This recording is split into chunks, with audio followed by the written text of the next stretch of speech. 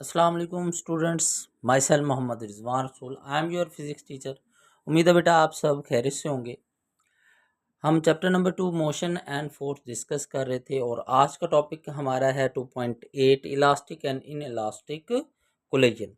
आज के लेक्चर में हम इलास्टिक और इन इलास्टिक कोलिजन का डिफरेंस देखेंगे और बोर्ड के पेपर के पॉइंट ऑफ व्यू से most important long question one dimension elastic collision discuss करेंगे, जिसमें हम relative velocity of approach is equal to relative velocity of separation prove करेंगे। और इसके साथ साथ हम वेलोसिटीज आफ्टर कोलिजन कैलकुलेट करेंगे और लास्ट में हम वन डायमेंशन इलास्टिक कोलिजन के केसेस को डिस्कस करेंगे। चलिए टॉपिक स्टार्ट करते हैं। सबसे पहले हम बात करते हैं कोलिजन के। कोलिजन क्या होता है? तो बेटा याद रखें, जब भी दो बॉडीज आपस में मिलती हैं और जब वो एक दूसरे से मिलती हैं उस वक्त उनके मिलने का टाइम अगर क्या हो, शॉर्ट हो, यानी कि वो दोनों आपस में बहुत थोड़े वक्त के लिए मिलती हैं या जुड़ती हैं एक दूसरे के साथ, तो उस वक्त कहते हैं वो दोनों बॉडीज आपस में क्या कर रही हैं, कोलाइड कर रही हैं या कोलिजन कर रही होती है। जैसे दोस्त भी आपस में मिलते हैं, लेकिन जब वो मिलते हैं तो उनके मिलने का वक्त ज़्यादा होता है, इसलिए हम उसको कोलिजन नहीं कहते। लेकिन अगर वही दोस्त रास्ते में जा रहे हों और अचानक से एक दूसरे से टकरा जाएं, तो उस वक्त उसको हम कोलिजन कहते हैं। क्यों? क्योंकि उस वक्त टाइम शॉर्ट होता है। तो कोलिजन क्या होता है? जब भी दो बॉडीज आपस में बहुत ही थोड़े वक्त के लिए मिलती हैं तो उसे हम कोलिजन कहते हैं। और कोलिजन किसी भी टाइप का हो, यानी इलास्टिक हो चाहे इन इलास्टिक, तो उस कोलिजन के अंदर मोमेंटम क्या रहता है? कांस्टेंट रहता होता है। ठीक है, तो कोलिजन इलास्टिक होगा या इन इलास्टिक, दोनों में मोमेंटम जो है वो क्या रहता है? कांस्टेंट रहता है। इलास्टिक और इन इलास्टिक कोलिजन में जो मेन डिफरेंस आता है वो आता है काइनेटिक एनर्जी का। इलास्टिक कोलिजन के अंदर काइनेटिक एनर्जी जो है वो कंजर्व होती है, जबकि इन इलास्टिक कोलिजन के अंदर काइनेटिक एनर्जी जो है वो कंजर्व नहीं होती। जैसे डिफाइन भी किया गया है, the collision in which momentum and kinetic energy is conserved is called elastic collision. और इलास्टिक कोलिजन की हमारे पास एग्जांपल है hard ball collision with marble floor. जब कोई हार्ड बॉल मार्बल फ्लोर से टकराती है और बाउंस बैक करती है, तो उस कोलिजन को हम इलास्टिक कंसीडर करते हैं। उसकी रीज़न कि ये है, कंसीडर ही क्यों करते हैं हम इसे, कहते हैं क्यों नहीं कि ये इलास्टिक। उसकी रीज़न ये है कि जब भी हार्ड बॉल मार्बल फ्लोर से कोलाइड करती है ना और वापस बाउंस होती है, तो कुछ ना कुछ एनर्जी लॉस हो जाती है प्रैक्टिकली। इसी वजह से वो मुकम्मल तौर पे इलास्टिक नहीं होता। लेकिन अगर हम उन लॉसेस को इग्नोर कर दें, कि हम कह दें कि उस कोलिजन के अंदर कोई एनर्जी का लॉस नहीं है, फिर हम कह सकते हैं hard ball collision with marble floor जो है वो एक इलास्टिक कोलिजन की एग्जांपल है। इसी तरह gas molecules in a container, अगर वहाँ पर कोई लॉस नहीं हो रहा तो हम उस कोलिजन को इलास्टिक कोलिजन कहते हैं। अब इलास्टिक कोलिजन में क्योंकि एनर्जी का लॉस नहीं होता, इसलिए जो बॉडीज़ होती है उसमें कोई परमानेंट डिफॉर्मेशन नहीं आती। कोलिजन कोई भी है उसमें डिफॉर्मेशन तो आती है, लेकिन जो आपकी इलास्टिक कोलिजन होता है इसमें ये डिफॉर्मेशन जो होती है ये होती है टेम्परेरी। टेम्परेरी डिफॉर्मेशन होती है, यानी कोलिजन के दौरान बॉडी की शेप में चेंज आता है, लेकिन जैसे ही कोलिजन ख़त्म होता है फ़ौरन वो बॉडी अपने ओरिजिनल शेप में वापस आ जाती है। तो इस तरह का कोलिजन जो है वो क्या कहलाता है? इलास्टिक कोलिजन कहलाता है, जिसके अंदर कोई परमानेंट डिफॉर्मेशन नहीं होती। उसके बाद इलास्टिक कोलिजन में क्योंकि काइनेटिक एनर्जी कांस्टेंट रहती है, ना ये कम होती है ना ज़्यादा होती है, इसी वजह से कोई और फॉर्म ऑफ एनर्जी जैसे हीट और साउंड एनर्जी प्रोड्यूस नहीं होती। अब हम प्रैक्टिकल लैब में जब भी देखते हैं तो ऑलमोस्ट हर कोलिजन के अंदर हीट और साउंड क्या होता है? प्रोड्यूस होता है। तो फिर ये कोलिजन कहाँ पर होता है? तो बेटा ये जो इलास्टिक कोलिजन है, याद रखें ये एक आइडियल कोलिजन होता है। यानी यूँ समझ लें कि दो गाड़ियाँ आपस में टकराई हैं और टकराते हुए ना उनके एक्सीडेंट की कोई आपने आवाज़ सुनी है, ना ही वहाँ पर जो है वो कोई गाड़ी को नुकसान हुआ है। जैसी वो फर्निश्ड पहले कार्स थी, बाद में भी वैसे ही फर्निश्ड कार्स हैं। ठीक है, ये प्रैक्टिकली पॉसिबल नहीं। इस वजह से हम इलास्टिक कोलिजन को क्या कहते हैं, आइडियल कोलिजन भी कहते हैं। नेक्स्ट हम बात करते हैं इन इलास्टिक कोलिजन की। तो इन इलास्टिक कोलिजन जो होता है, ऐसा कोलिजन जिसमें काइनेटिक एनर्जी कंजर्व नहीं होती, उस कोलिजन को हम क्या कहते हैं, इन इलास्टिक कोलिजन कहते हैं। और इन इलास्टिक कोलिजन में एनर्जी जो है वो क्या होती है, लॉस होती है। इन इलास्टिक कोलिजन में एनर्जी लॉस होती है, यानी कि आपकी टोटल एनर्जी जो है वो बराबर नहीं होती यहाँ पर काइनेटिक एनर्जी की। जबकि इलास्टिक कोलिजन में टोटल एनर्जी आपकी हमेशा बराबर होती है किसके, काइनेटिक एनर्जी के बराबर, क्योंकि काइनेटिक एनर्जी कांस्टेंट। जबकि यहाँ पर ऐसा नहीं होता, काइनेटिक एनर्जी आपकी टोटल एनर्जी के बराबर नहीं होती, क्योंकि कुछ एनर्जी जो है वो क्या हो जाती है, लॉस हो जाती है। जैसे कि collision of two tennis ball, जब दो बॉल्स आपस में टकराती हैं, टकराने के बाद वो बाउंस या ज़्यादा हो जाती हैं या कम बाउंस होती है, तो इसका मतलब वहाँ पे उनकी एनर्जी क्या हुई है, लॉस, इसलिए वो सेम बाउंस जो है वो प्रोड्यूस नहीं करती। अब इसमें एनर्जी जो है वो कांस्टेंट क्यों नहीं होती, क्योंकि यहाँ पर होती है परमानेंट डिफॉर्मेशन। जब भी किसी चीज़ में डिफॉर्मेशन लानी होती है तो उसके लिए हमें एनर्जी रिक्वायर्ड होती है। तो कोलिजन के दरमियान, कोलिजन के दौरान जब कोई डिफॉर्मेशन होगी तो उस वक्त उस कोलिजन से पहले जो एनर्जीज थी वही एनर्जी यूज़ होती है उनको डिफॉर्म करने में, जिसकी वजह से इन इलास्टिक कोलिजन में काइनेटिक एनर्जी जो है वो कांस्टेंट नहीं होती। और इसीलिए जब भी कोलिजन इन इलास्टिक होता है तो हमेशा साउंड, हीट या दूसरी फॉर्म ऑफ एनर्जी वहाँ पर क्या होती हैं, प्रोड्यूस होती है। जैसे कि हमारी डेली लाइफ के अंदर हम देखते हैं कि कोई भी कोलिजन होता है, एक्सीडेंट होता है, तो उसकी आवाज़ भी सुनाई देती है। वहाँ पे सम टाइम जो है वो आग भी जो है वो लग जाती होती है। ठीक है, तो हमारे पास इन इलास्टिक कोलिजन हमारे प्रैक्टिकल कोलिजन्स है। ये हमारे प्रैक्टिकल यानी आम डेली लाइफ के जो कोलिजन्स होते हैं वो इन इलास्टिक कोलिजन। अब सवाल ये आता है कि इलास्टिक कोलिजन को क्यों डिस्कस कर रहे हैं, जबकि डेली लाइफ में हमारे पास इसकी प्रॉपर कोई एग्जांपल नहीं है। उसकी रीज़न ये है, जो इलास्टिक कोलिजन है ना, ये आइडियल होता है। और आइडियल कोलिजन जितने भी होते हैं या आइडियल केसेस जितने भी होते हैं, ये सिंपल केसेस होते हैं। और फार्मूलाइजेशन या ला बनाने के लिए हमारे पास सिंपल केसेस सबसे बेहतर होते हैं। इसलिए आप जितने भी लाज देखेंगे, जैसे बॉयल ला, चार्ल्स ला, तो वहाँ पे आइडियल गैस ली जाती है जो कि प्रैक्टिकली एग्जिस्ट नहीं करती, क्योंकि उन गैसेस को अगर कंसिडर करके हम ला बनाते हैं तो बनाना भी ला आसान है और उसको समझना भी आसान है। बाद में जो भी हमने चेंजेस लाने होते हैं वो उसके बाद में लाते हैं। ठीक है बेटा, नेक्स्ट हम one dimension elastic collision long question को डिस्कस करेंगे। तो सबसे पहले इलास्टिक कोलिजन वन डायमेंशन क्या होता है, जब भी बॉडीज जो हैं वो क्या करती हैं, मूव करती हैं स्ट्रेट लाइन के अंदर, और कोलिजन के बाद वो सेपरेटली क्या करती हैं, मूव करती हैं, अलग अलग मूव करती हैं, यानी एक दूसरे के साथ जुड़ी ना हो। अगर वो एक दूसरे के साथ जुड़ के जा रही होंगी तो इसका मतलब वो कोलिजन फिर इलास्टिक नहीं रहता, वो इन इलास्टिक कोलिजन हो जाता है। ठीक है, तो इसलिए स्ट्रेट लाइन में मूव करें और कोलिजन के बाद वो सेपरेटली मूव करें और साथ काइनेटिक एनर्जी और मोमेंटम दोनों कंजर्व हों, तो उसको हम कहते हैं वन डायमेंशन इलास्टिक कोलिजन या elastic collision in one dimension. तो इसकी अब एक्सप्लेनेशन देखते हैं। तो हमने कंसीडर कर लेनी है टू स्मूथ बॉल्स।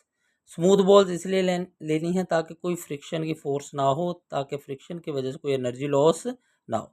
और नॉन रोटेटिंग बॉल्स लेनी है, जबकि जब भी हम बॉल्स को मूव करवाते हैं वो रोटेट भी करती हैं और मूव भी करती हैं, लेकिन यहाँ पर हमने क्या लेना है, नॉन रोटेटिंग बॉल्स लेनी, क्योंकि हम इसको सिंप्लीफाइड करना चाहते हैं ताकि इसकी डेरिवेशन सिंपल हो सके।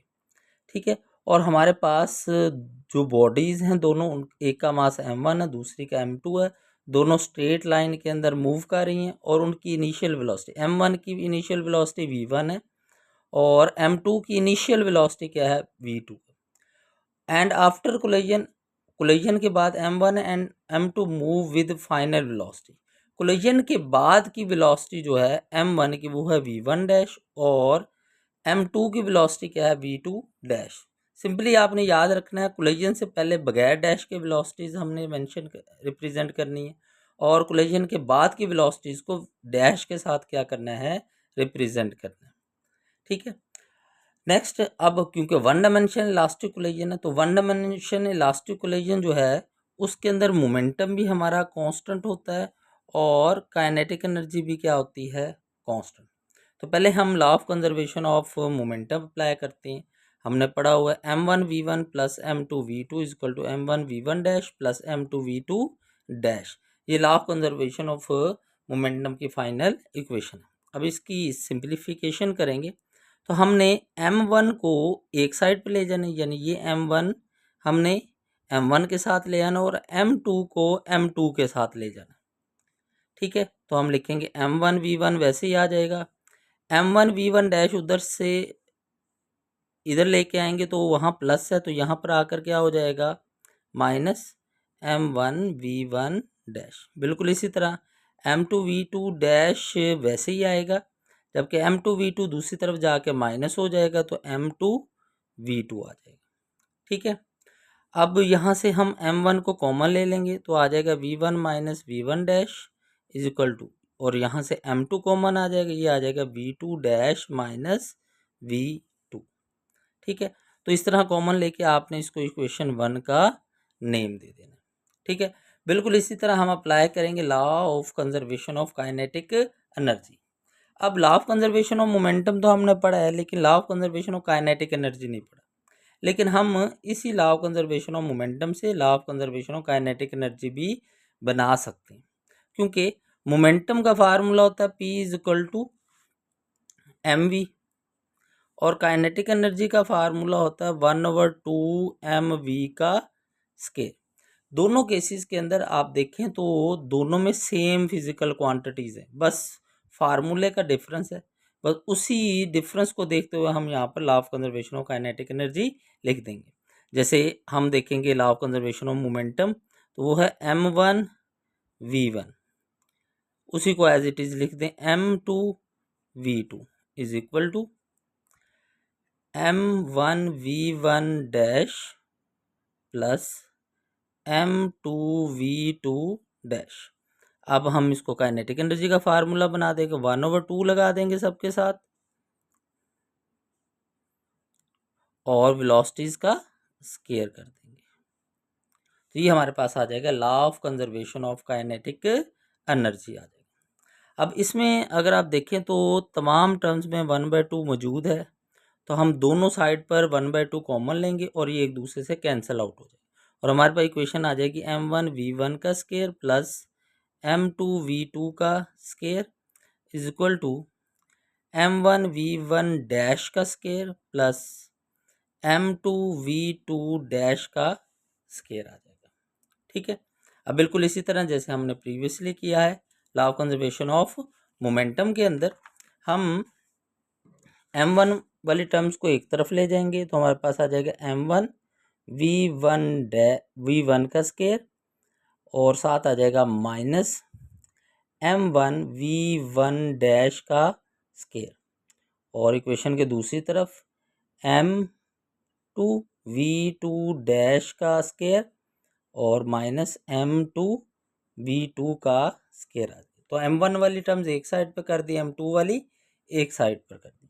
अब यहाँ पर हम कॉमन ले लेंगे, m1 कॉमन लिया तो ये बन जाएगा हमारे पास v1 का स्केयर माइनस v1 डैश का square is equal to m2 common v2 dash का स्केयर माइनस v2 का स्केयर। ठीक है, अब यहाँ पर हम मैथ का फार्मूला लगाएंगे a square minus b square, जो बराबर होता है a प्लस b। एक दफ़ा दोनों टर्म्स को प्लस कर देना और एक दफ़ा माइनस कर देना, तो यहाँ पर हम अप्लाई करेंगे तो हमारे पास इक्वेशन बन जाएगी m1, एक दफ़ा दोनों टर्म्स को हमने प्लस कर देना और एक दफ़ा दोनों टर्म्स को हमने माइनस कर देना। बिल्कुल इसी तरह दूसरी तरफ m2, यहाँ आ जाएगा v2 डैश प्लस v2 और v2 डैश माइनस v2, इसको आपने इक्वेशन 2 का नाम दे दिया। नेक्स्ट स्टेप के अंदर हमने इक्वेशन 2 को इक्वेशन 1 से डिवाइड, यानी इक्वेशन 2 ऊपर और इक्वेशन 1 नीचे। तो हम इक्वेशन 2 लिखेंगे पहले, m1 v1 plus v1 dash v1 minus v1 dash equal to m2 v2 dash plus v2 और v2 dash minus v2 as it is आपने लिख देनी है, और नीचे डिवाइड कर देना है हमने इक्वेशन 1 के साथ। इक्वेशन 1 हमारे पास थी, हमने अभी ड्राइव की थी, m1 v1 minus v1 dash is equal to m2 v2 dash minus v2। इसे हम क्या कर देंगे, डिवाइड कर देंगे। तो ये आ जाएगा हमारे पास m1 v1 minus v1 dash और m2 v2 dash minus v2। तो हमने इक्वेशन 2 को इक्वेशन 1 से डिवाइड कर दिया। अब यहाँ पर m1 m1 से कैंसिल हो जाएगा, m2 m2 से कैंसिल, और v1 माइनस v1 यानी नेगेटिव वाली टर्म्स कैंसिल आउट हो जाएंगी हमारी, और सिर्फ प्लस वाली टर्म्स बनेगी, और हमारी इक्वेशन आ जाएगी v1 plus v1 dash is equal to v2 dash plus v2। अब डैश वाली एक तरफ टर्म्स कर दें और बगैर डैश के एक तरफ, तो हमारे पास आ जाएगी v1 minus v2 is equal to v2 dash minus v1 dash. इसको आप इक्वेशन 3 का नाम दे दें, और इसको मज़ीद सिंप्लीफाई करके हम ऐसे लिख सकते हैं v1 minus v2 is equal to minus v1 dash plus v1 dash minus v2 dash. ये हमारे पास इसकी फाइनल इक्वेशन। अब यहाँ पर हमारे पास दो बॉडीज़ की वेलोसिटी एक दूसरे के लिहाज से ले रही, तो उसको हम कहते हैं रिलेटिव वेलोसिटी या रिलेटिव स्पीड कहते होते हैं, ठीक है। तो यहाँ पर हमारे पास ये दोनों वेलोसिटीज़ जो हैं वो m1 और m2 की हैं, देखिए बगैर डैश के, यानी बिफोर कोलिजन, बिफोर कोलिजन की ये वेलोसिटीज़ हैं, और ये डैश वाली हैं, और ये क्या है, आफ्टर कोलिजन की वेलोसिटीज़ हैं, ठीक है।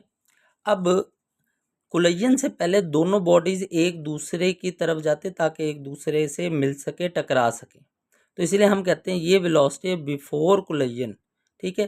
तो ये हमारे पास है रिलेटिव वेलोसिटी या रिलेटिव स्पीड ऑफ अप्रोच, क्योंकि कोलिजन से पहले बॉडीज़ एक दूसरे को अप्रोच करती हैं। और इसी तरह आफ्टर कोलिजन रिलेटिव वेलोसिटी या रिलेटिव स्पीड ऑफ क्या होगी, सेपरेशन, क्योंकि कोलिजन के बाद वो एक दूसरे से क्या हो जाती हैं, सेपरेट हो जाती हैं बॉडीज़, और कोलिजन से पहले वो एक दूसरे को क्या कर रही होती हैं, अप्रोच कर रही होती हैं, ठीक है। तो हम कह सकते हैं रिलेटिव वेलोसिटी बिफोर कोलिजन जो है वो बराबर होती है रिलेटिव वेलोसिटी आफ्टर कोलिजन की, ठीक है बेटा। यहाँ तक ये आपका लॉन्ग क्वेश्चन जो पेपर में मोस्टली पूछा जाता है वो यहाँ तक कंप्लीट हो जाता है। समटाइम्स वो इसके नेक्स्ट केसेस भी पूछ लेते हैं, यानी आफ्टर कोलिजन की वेलोसिटीज़ भी पूछ लेता है और इसके केसेस भी पूछ लेता है। केसेस ज़्यादातर शॉर्ट क्वेश्चन में पूछे जाते हैं, वो इंशाल्लाह हम नेक्स्ट लेक्चर में जो है वो कवर करते हैं। थैंक यू, अल्लाह हाफिज़। अगर कोई क्वेश्चन हो तो कमेंट सेक्शन में आप क्वेश्चन पूछ सकते हैं। इंशाल्लाह बाकी पार्ट के साथ नेक्स्ट लेक्चर में, नेक्स्ट वीडियो में हाजिर होऊंगा। अल्लाह हाफिज़।